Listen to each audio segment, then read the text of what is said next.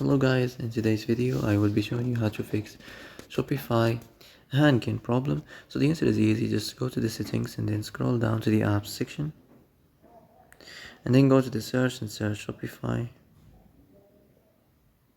and then go to the storage, and here you will find this clear cache option. Click on it. Now you can go check it if it worked, and if it didn't you can try to restart your phone or turn the Wi-Fi off and on, or the Bluetooth or the airplane mode.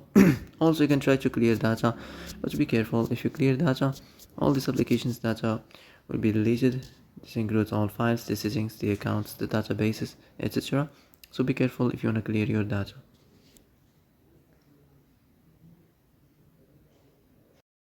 And that's it for today's video. I hope this is the answer you've been looking for. If you like this video, don't forget to like and subscribe, and see you in the next video.